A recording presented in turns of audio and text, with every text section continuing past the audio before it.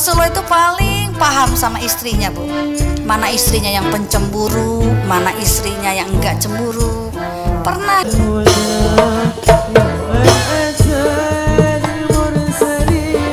iya, ya. Kakak saya pertama itu kalau masih hidup usianya 80 tahun, kakak saya yang pertama kalau masih hidup, ya.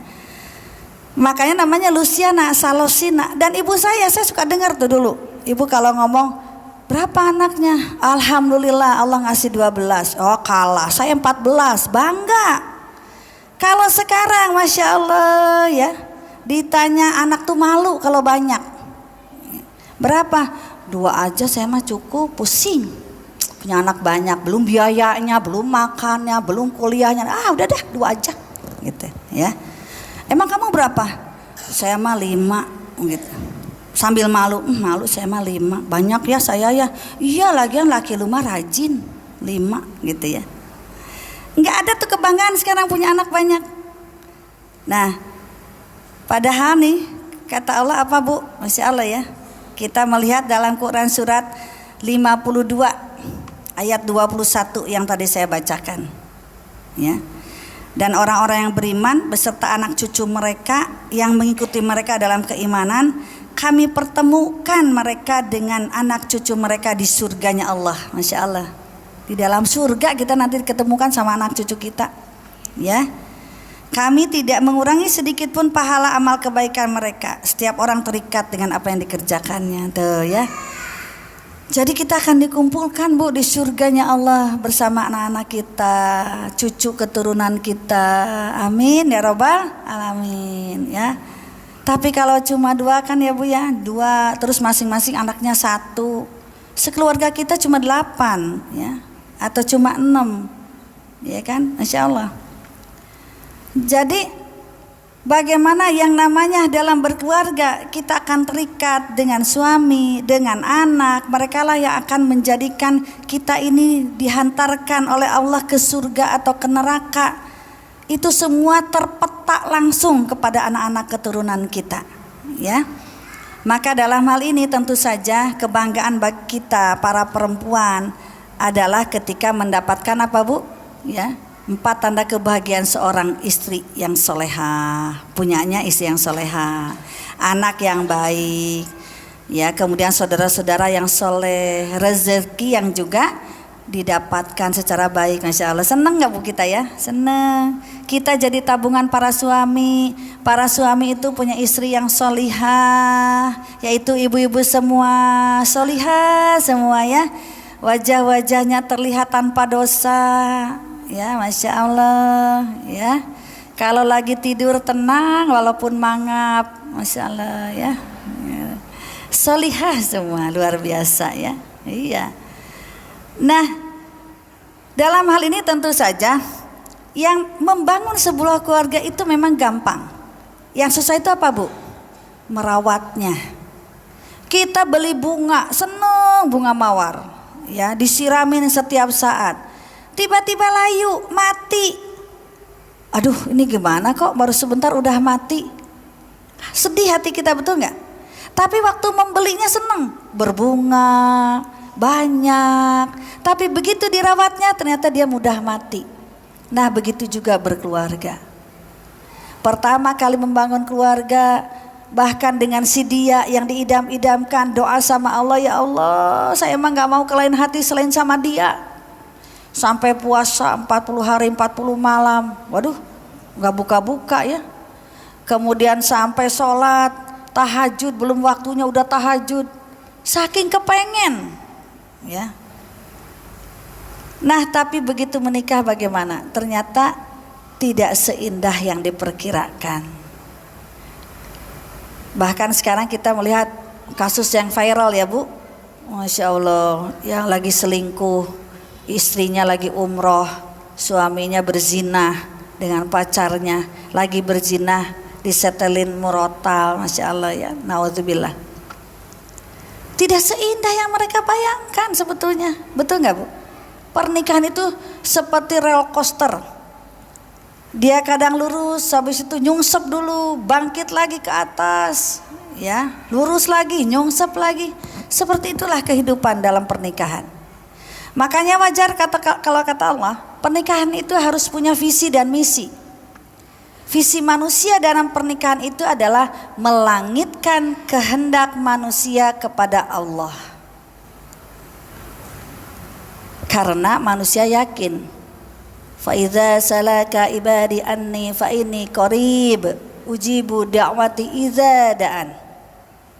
Yakin manusia dengan ayat ini, ya. Apabila hambaku bertanya tentangku, maka katakanlah bahwa aku qarib, aku itu dekat. Ya. Wa idza salaka ibadi anni, maka kata Allah, barang siapa yang berdoa kepadaku, niscaya akan aku kabulkan. Waliyastajibuli, nah cuma syaratnya waliyastajibuli adalah mengikuti perintah Allah. Waliyu'minu bi, dan beriman tanpa syarat kepada Allah. Jadi harus yakin doa itu pasti dikabul oleh Allah. Nah ini kehendak manusia. Doa itu adalah kehendak manusia. Ketika mau menikah minta sama Allah, ya Allah nikahkan aku dengannya si fulan binti fulan, aku tidak mau ke lain hati. Allah kabulkan. Maka itu yang namanya visi, melangitkan kehendak manusia kepada Allah. Tapi misi itu sebaliknya. Misi pernikahan itu adalah membumikan kehendak Allah kepada manusia. Itu kebalikannya.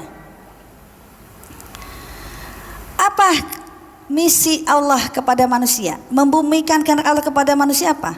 Az-Zuriyat ayat 51. Wa ma khalaqatul jinna wal insi illa liya'budun. Ibu sering baca ini ya. Tidaklah aku ciptakan jin dan manusia kecuali untuk beribadah kepadaku. Nah itu, nikah itu adalah untuk ibadah, membumikan kehendak Allah yaitu ibadah. Maka pernikahan yang dibangun oleh seorang muslim, laki-laki dan perempuan, itu adalah sarana ibadah. Pernikahan adalah menikah seumur hidup. Kita tergantung pada suami, suami tergantung pada istri. Komitmen dibangun di antara keduanya. Kelekatan dan bonding juga harus ada di antara suami istri. Sehingga ketika ada kelekatan, ada bonding, insya Allah seberapapun besarnya godaan untuk bermaksiat, insya Allah akan bisa ditepiskan. Karena lekat, karena bonding.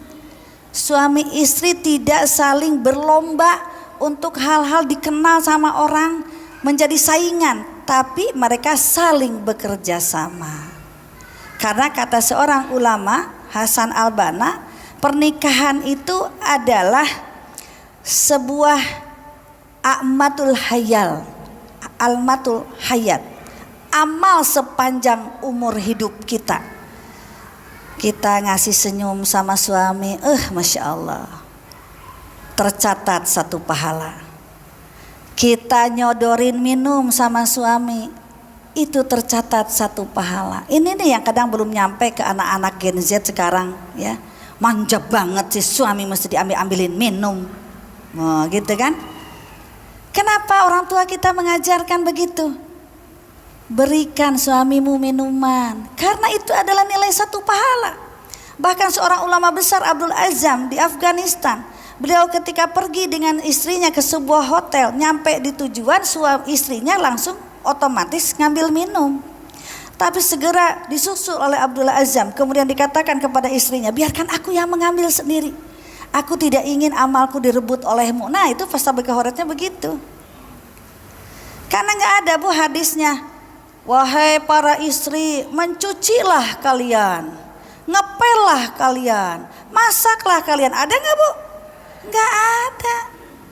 Ya, itu adalah tugas yang berhubungan dengan fitrah perempuan. Perempuan itu senang multitasking, betul nggak bu? Coba deh para perempuan, sambil gendong anak ya bu ya, sambil goreng tempe, sambil nyuapin anak yang nomor 1 ya kan, sambil ngebersihin cucian piring, ditunggu sambil matang, sambil nyuci, ini anak digendongan nih, digembol kayak timun ya kan. Itu hebatnya perempuan, multitasking, betul nggak?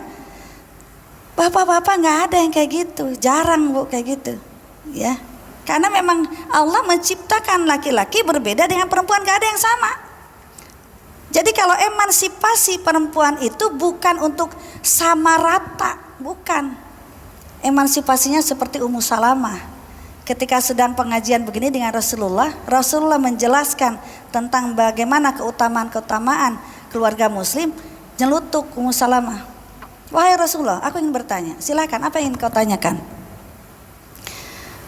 Wahai Rasulullah, bagaimana tentang hak-hak kami sebagai seorang perempuan, sebagai istri, ketika suami kami pergi berperang 4 bulan lamanya, ya, kami dititipi anak-anaknya, kami disuruh ngurus rumahnya, hartanya, sementara mereka pergi berperang. Kami juga di sini melayani anak-anak yang mereka tinggalkan. Kami menjaga harta yang mereka tinggalkan. Terus kalau para suami ini meninggal di medan perang, mereka syahid. Lalu bagian kami mana ya Rasulullah? Mendengar pertanyaan Ummu Salamah, Masya Allah, tersenyum Rasulullah. Wahai para hadirin semua, sahabat-sahabatku, lihatlah, ada seorang perempuan yang menanyakan tentang hak-haknya. Ini emansipasi dalam muslim.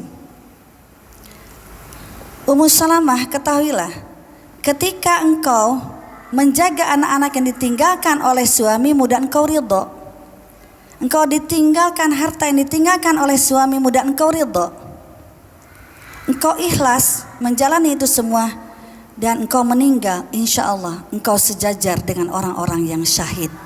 Masya Allah, ya. Itu tuh, begitu emansipasi itu. Bukan emansipasi itu kemudian mempertanyakan hak kita supaya kita sama terkenalnya dengan laki-laki. Tapi yang sudah menjadi fitrah kita, yang para suami itu belum tentu mengerjakannya secara benar, nah itu jadi bagian kita. Tapi dalam hal ini bagaimana bekerja sama dengan suami. Ada yang istrinya gak terampil tapi suaminya terampil, yang ngebantuin, ngajarin sama istrinya, ya. Bahkan ada yang waktu nikah itu gak bisa masak, diajarin sama suaminya cara masak. Kan suami pemimpin, dia harus bisa ngajarin. Ingin merasakan masakan istri, istriku gak bisa masak, ajarin sama suaminya kalau suaminya gak bisa, gitu ya. Nah ini adalah ibadah. Ini misi dalam pernikahan. Kita ini ibadah, Masya Allah, dikasih kesempatan sama Allah untuk beribadah melalui pernikahan. Dan pernikahan itu adalah ibadah seumur hidup. Kecuali kalau di pertengahan ingin mengakhiri pernikahan itu, ya. Makanya benar kata seorang misionaris itu, ya, untuk menghancurkan peradaban bangsa, maka hancurkan tatanan keluarga dengan cara membuat para istri tidak betah di rumahnya sendiri. Wajar kalau sekarang di KUA itu banyak terjadi perceraian. Perceraian terbanyak sekarang ini diajukan hulu, yaitu para istri yang mengajukan perceraian. Kita negara mayoritas muslim, tapi sudah membuktikan apa yang dikatakan oleh misionaris itu. Hancur tatanan keluarga. Tidakkah mereka memikirkan psikologis traumatik yang dialami oleh anak-anaknya? Ya. Saya juga suka nggak habis pikir yang melakukan perzinahan di rumahnya, lah ada anak-anaknya. Tanpa sadar dia sudah merusak mental anak-anaknya. Nah, maka sekarang bagaimana kita melihat, jangan sampai kita berkontribusi membuktikan apa yang dikatakan oleh misionaris tadi. Hancurkan tatanan keluarga. Sekarang sudah mulai banyak, Bu. Anak membunuh ibunya, ibu membunuh anaknya, bapak membunuh anaknya, istri membunuh suaminya, suami membunuh. Betul nggak, Bu? Banyak nggak kejadian begitu? Banyak, ya. Nah, padahal kalau kita lihat, memang dalam tahap perkembangan itu, ini pasangan baru menikah, kita berdua menikah, ya, Yayang dan Embeb nikah nih. Itu baru berdua. Nih mohon maaf kalau saya nyontohinnya ada yang namanya sama, ya. Pak Basuki menikah dengan Ibu Siti Komariah. Bu Siti Komariah pindah nih ke Taman Aster, dipanggilnya Bu Basuki, betul nggak?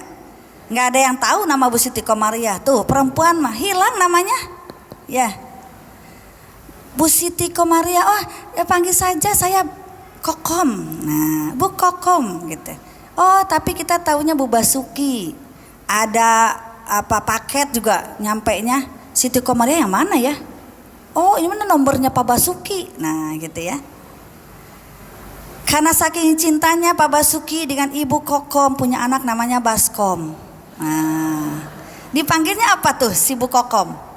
Mamah Baskom. Nah, anaknya sekolah TK. Mama Baskom gitu ya. Iya ya, Mah Bas gitu. Hilang lagi kan nama kita, betul nggak Bu? Makanya saya emang nggak mau Bu dipanggil ibu. Jadi manggil saya jangan Bulusi ya Bu. Apalagi kalau disingkat bulus gitu. Ya, bahaya itu. Iya.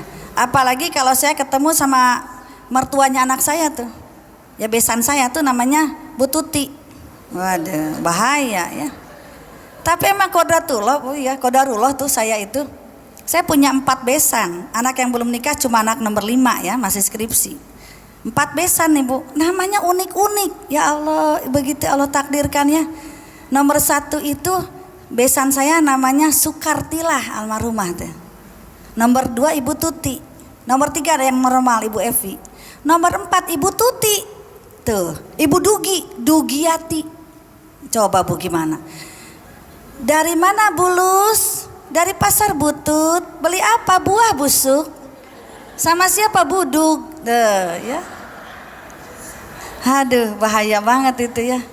Masya Allah, kata saya ini, saya benar itu asli Bu. Itu besan-besan saya namanya itu. Ya. Jadi saya suka ketawa begitu. Yang keempat kemarin baru nikah kan. Nama ibunya siapa Neng? Kata saya ke anak saya nomor 4. Dugiati. Hah? Dugiati? Ya Allah, jangan manggil ibu sama dia. Terbuduk gitu ya. Insya Allah. Ya. Itu intermezzo aja. Nah di pernikahan pertama tuh begitu, hilang nama kita ya Bu, nama suami. Nah Mas ini sudah diambil oleh BKKBN ya. BKKBN itu tahap perkembangan ada 8 ini. Nah yang keduanya tahap perkembangan ketika masih mempunyai anak 1. Ada perubahan nggak di situ? Perubahan pertama, si gadis ini nikah sama suami, dia berubah melihat suaminya. Dulu lagi pacaran kayaknya ganteng, rapih, wangi. Begitu sudah nikah, Masya Allah, ngelemparin anduk di tempat tidur. Iya, ngegantungin celana nggak boleh dicuci kalau belum sebulan. Gitu. Pak ini dicuci nggak? Jangan. Nah, gitu ya. Itu aja kita sudah berubah, betul nggak Bu? Punya anak pertama berubah lagi nggak? Berubah. Tiap malam harus selalu terbangun dengan tangisan anak. Ya. Anak saya nomor 4 tuh manja banget, punya bayi. Masya Allah setiap setengah jam ngebangunin saya. Umi kenapa adanya nangis terus? Lah dia juga nangis. Ya. Itu anak pertama, itu di tahap perkembangan kedua. Tahap perkembangan ketiga bagaimana? Nah, mulai punya anak usia prasekolah, nganterin ke TK. Terus punya adik lagi ya. Itu kita kan berubah lagi, punya aktivitas. Dari mulai gak bisa naik motor karena harus nganterin anak, akhirnya ngeridit motor. Walaupun ketika maju tuh motor bunyinya dit. Tapi alhamdulillah sudah kebeli kan gitu ya. Berikutnya lagi masuk dengan anak usia sekolah. Yang TK masuk ke SD, beranak lagi. Udah 3 tuh, SD, TK, balita ya. Masuk lagi nanti ke tahap perkembangan keluarga dengan usia anak remaja. Kalau masih punya anak balita, anak tuh masih nurut-nurut aja. SD masih nurut-nurut aja. Begitu remaja, Masya Allah, sudah mulai banyak PR-nya. Berubah lagi gak kita? Berubah. Pola asuh mulai berubah, pola didik mulai berubah, usia kita berubah. Badan sudah mulai berubah secara fisik. Yang tadinya pertama nikah berat 35, begitu 4 tahun menikah sudah 53 ya. 8 tahun menikah sudah mulai 63, terus nambah. Ya, berubah nggak Bu? Berubah ya. Kemudian sampai akhirnya punya keluarga dengan losing center. Apa losing center itu? Anak-anak yang dewasa sudah mulai meninggalkan rumah. Nah ya, berubah lagi tuh kehidupan kita. Usia suami sudah mulai pensiun, masuklah ke keluarga setengah baya, ya. Tinggal berdua lagi di rumah, suami pensiun, kita juga sudah mulai meningkat segalanya, ya. Ada peningkatan darah tinggi, ada peningkatan kolesterol, peningkatan gula, ya, peningkatan asam urat, meningkat terus tuh ya semua. Nah, sampai kemudian akhirnya masuk keluarga lanjut usia tadi tuh. Usia 65 pernikahan, 56 pernikahan itu sudah masuk lanjut usia. Karena pasangan biasanya sudah mulai ada yang meninggal salah satunya, ya seperti ibu tadi ya sudah meninggal. Nah itu. Jadi ternyata kehidupan berkeluarga kita itu berubah terus, betul nggak? Berubah. Maka pola asuh pun harus berubah. Mendidik anak usia balita tentu tidak sama dengan mendidik anak usia sekolah atau SD. Mendidik anak usia SD tentu tidak sama dengan anak usia remaja. Mendidik anak usia remaja tentu tidak sama dengan dewasa. Nah, berbeda. Kita harus berubah, nggak bisa sama, ya. Maka keluarga itu adalah organisme yang hidup. Semua mengalami perubahan dan perkembangan. Perempuan itu biasanya yang paling sering mengalami perubahan fisik. Kenapa? Karena mereka melahirkan, betul nggak? Giginya cepat ompong. Karena apa, Bu? Iya, karena vitamin D3-nya itu diserap sama anak-anaknya, keropos, kalsiumnya berkurang, mulai ada yang suka saraf kejepit karena kalsiumnya kurang. Memang itulah kehidupan, ya, organisme kehidupan seperti itu. Kemudian pikiran, fisik, cita-cita, ya, itu juga menjadi harapan. Itu juga adalah permasalahan yang terus berkembang. Setiap kita punya harapan dan seolah-olah kita berpacu dengan usia.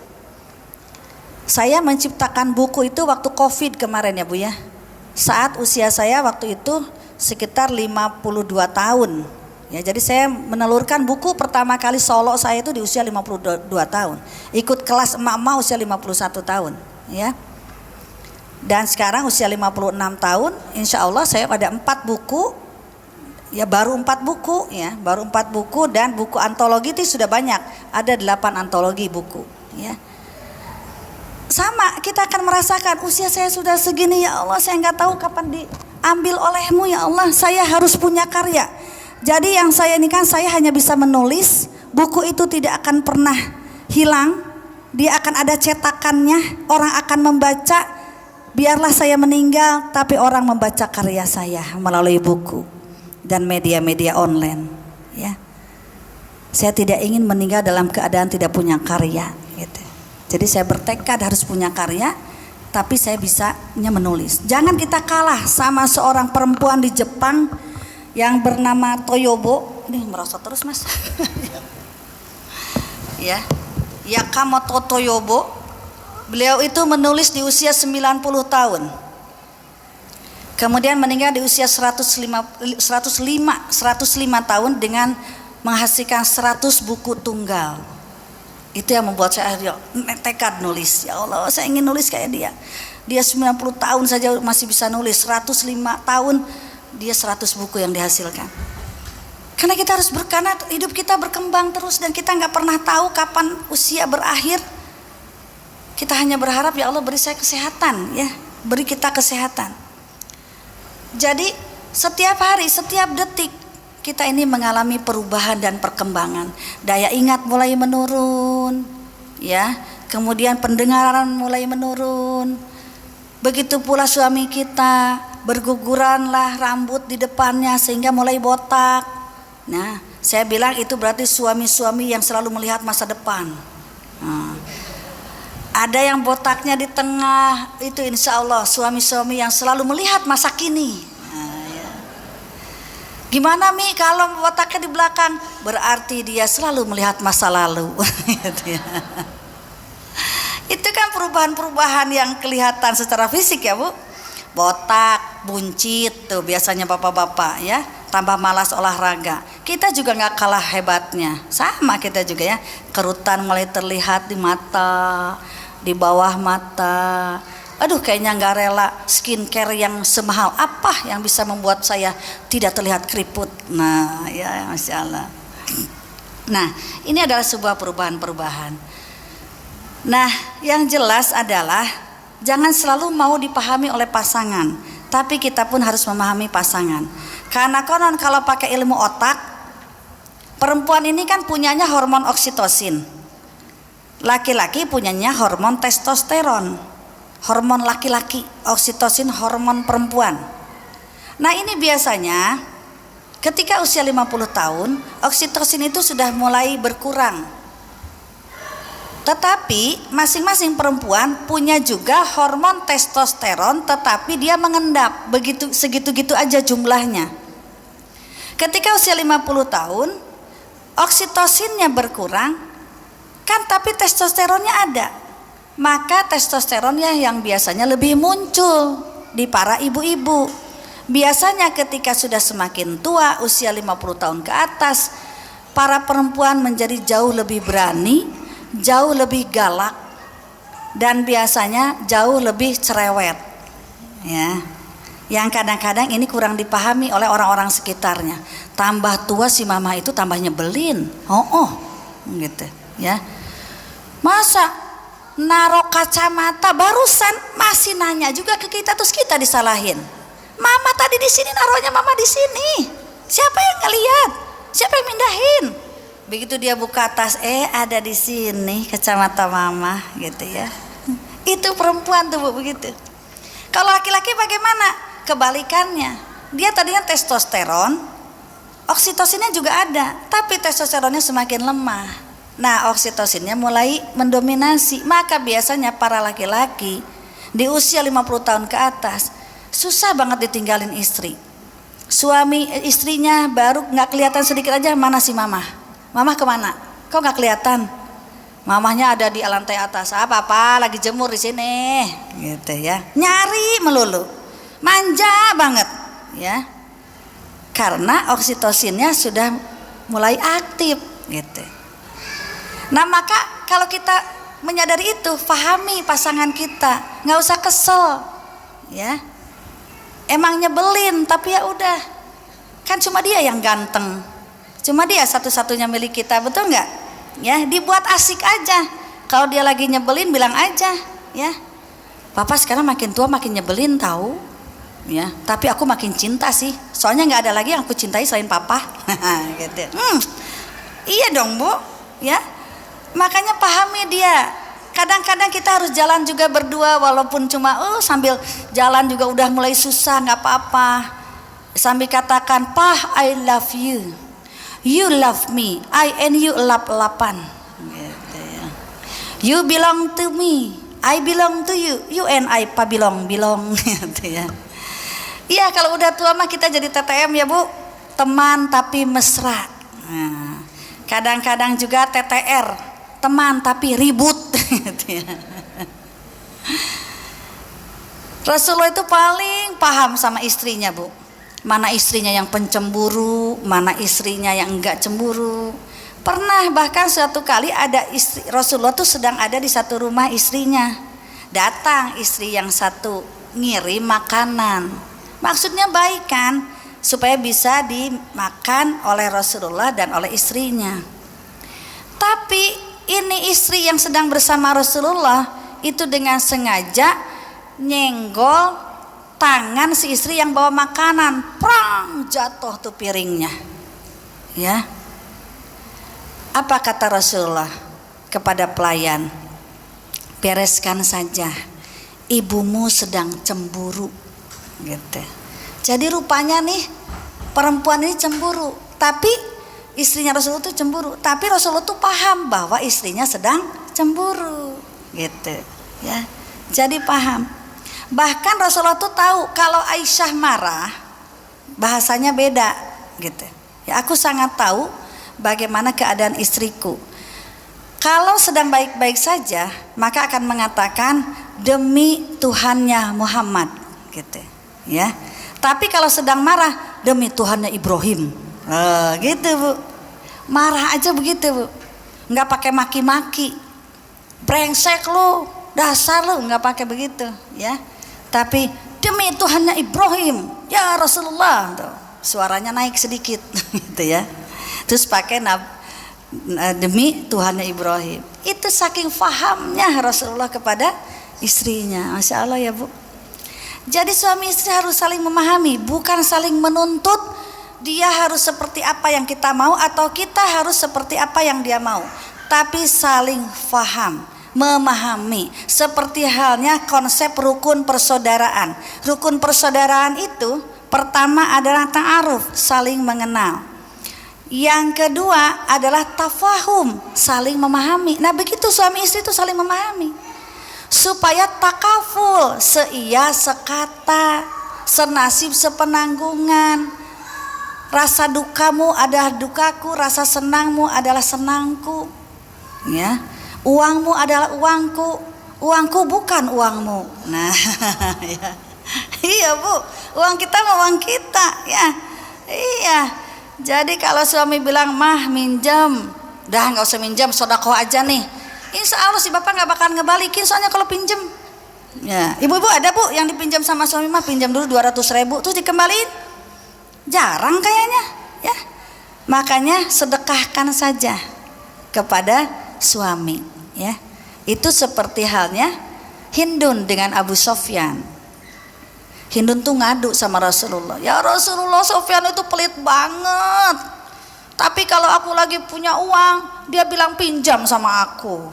Ternyata dari dulu ada Bu, pinjam meminjam antara suami ke istri. Istri mah minta meminta ke suami, tapi kalau suami pinjam meminjam ke istri, ya. Apa kata Rasulullah? Ketahuilah wahai Hindun, apabila suamimu mencari nafkah itu jelas untukmu dan anak-anakmu dan keluargamu. Tetapi bila engkau mempunyai uang, maka engkau bersedekah kepada suamimu. Tuh, kita teh sedekah Bu sama suami, nggak usah dipinjemin. Dah biasanya pinjam kamuflase, ya. Udah aja bilang, udah ya saya sedekahin, bisa dibayar alhamdulillah 2 kali lipat kalau bisa mah, gitu ya. Nggak bisa ya sudah mama sedekahkan, gitu ya. Jadi nggak ada keributan, pinjam yang kemarin aja nggak dibayar, gitu ya. Ribut jadinya, ya. Nah maka pahamilah, kalau suami sudah bilang pinjam berarti benar dia nggak punya uang, ya. Sedekahkan saja. Nah ini banyak ya kisah-kisahnya, tapi karena waktu saya persingkat aja. Nah bagaimana agar selalu saling mengerti dan memahami, ya. Maka apabila supaya saling memahami, saling mengerti, pertama ada we time, berduaan dengan suami. Bicaranya juga tentang you and me, nggak usah bawa anak-anak ceritanya, nggak usah bawa tentang keuangan keluarga, nanti berduaan malah jadi ribut, ya. Tapi ingatlah tentang masa-masa indah pengantin dulu, Masya Allah, ya, sehingga hati merasa lebih senang. Kemudian yang kedua, mengobrol, bercengkrama sama suami. Jangan kita ngobrol suami asik we main handphone, ya. Kata suami, lebih menarik handphone dibanding mama, gitu ya. Nah kalau dia sedang main handphone, kita kemudian bismillah, saya ambil dulu ya Pak. Lihat, pandang wajah mama, lihat mata mama, gitu ya. Iya. Jadi supaya ada obrolan, ya. Kalau suami senangnya ngobrol tentang main bola, ya ibu belajarlah tentang bola. Senangnya apa sih suami itu, gitu ya. Manchester United kah, Liverpool kah? Nah, ibu cari-cari supaya jadi bahan obrolan. Senang politik, cari, ya. Oh ada debat-debat calon bupati nih sekarang, cari gitu Bu, ya. Ntar malam ada debat tuh calon bupati Kabupaten Bekasi di Kompas TV, ya. Bisa tuh jadi bahan obrolan dengan suami, ya. Kemudian diskusi, saling bertanya, curhat, dengerin cerita. Jadi istri itu jadikan suami tempat sampah, tempat kita mencurahkan hati kita, kesedihan kita, kekesalan kita kepada suami. Jangan nyari tempat sampah ke orang lain yang belum tentu ngerti persoalannya, ya. Walaupun curhat ke suami tanpa solusi, kita ngomong wah apa gini, wah sebel banget tahu. Terus papanya ngejawab ya. Udah nggak apa-apa ya, papa walaupun tidur dengerin aku kan, dengerin kan gitu. Jadi nggak usah dimarahin ya, prasangka baik aja. Sama kayak saya nih, kalau lagi ceramah saya mah kepada jamaah selalu prasangka baik. Kalau diantara ibu-ibu ada yang sudah mulai mengangguk-anggukan kepala, selonjorin kaki, nyari senderan, saya mah sudah suka husnuzon. Wah, ibu itu paham banget dengan yang saya jelaskan gitu ya. Sampai mengangguk-anggukkan kepala, Masya Allah. Nah, ke suami juga husnuzon. Wah, berarti cerita saya sangat menarik sampai si papa tertidur gitu ya.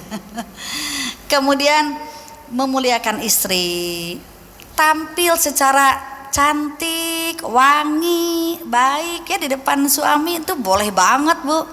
Imam Ibnu Qayyim Al-Jauziyah itu pernah dia tampil dengan ganteng gitu ya, rapih bajunya. Terus ditanya oleh sahabat-sahabatnya, "Wahai Imam Ibnu Al-Jauziyah, kenapa engkau berpenampilan seperti itu, nyisirnya rapi?" Apa jawaban beliau?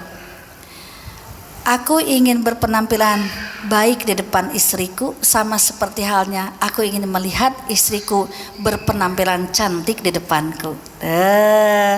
Ternyata para suami itu seneng loh, Bu, lihat ibu rapi, cantik. Cuma karena jarang begitu kita tampil cantik, dandan, mau kemana mama? Nah ya, padahal nih si mama mau show di depan ayah ya. Tapi karena jarang, biasanya pakai baju dinas di rumah ya. Iya, baju dinas kebesaran, robek sedikit nggak rela dibuang kan gitu ya kita. Jangan dibuang, tahu itu daster favorit aku gitu kan. Begitu ganti langsung suaminya, "Mama mau kemana?" Ya. Jadi berpenampilan yang indah, memuliakan suami, sama halnya para suami memuliakan istri. Ibu-ibu yang dirahmati Allah, karena waktunya sudah sampai, sebetulnya masih banyak, tapi nanti kita bahas saat ibu-ibu bertanya, boleh ya. Jadi seorang suami, pendampingan istri kepada suami itu pakainya 3S Jutika Clear. Ini singkatan. Karena orang Sunda tuh senang dengan singkatan. Saya orang Sunda, Bu. Saya senang dengan singkatan. Dulu ada grup Bimbo, itu lagunya gini, "Sehari terjadi satu singkatan, setahun 365 singkatan." Nah ya, ini singkatan 3S Jutika Clear adalah bagaimana kita selalu berdampingan dengan pasangan, suami atau istri ya.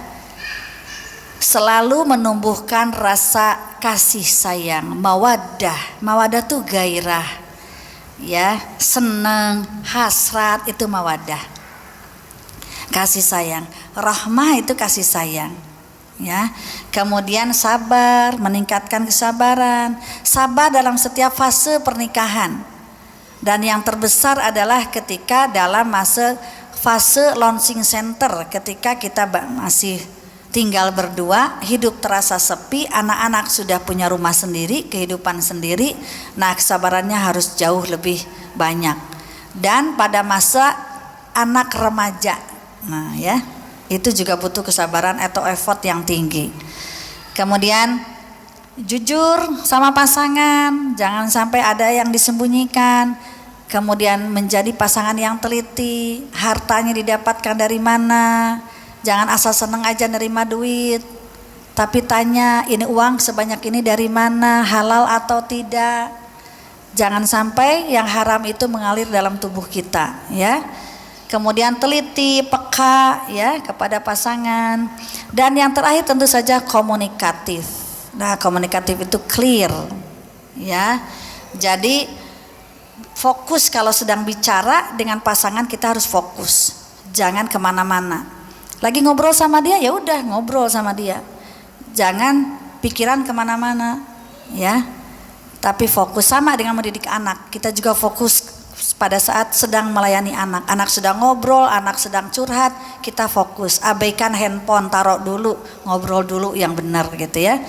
Kemudian lugas dalam bicara, sampaikan pembicaraan dengan jelas ya, tidak terlalu cepat, tidak juga terlalu lambat, tapi lugas ya.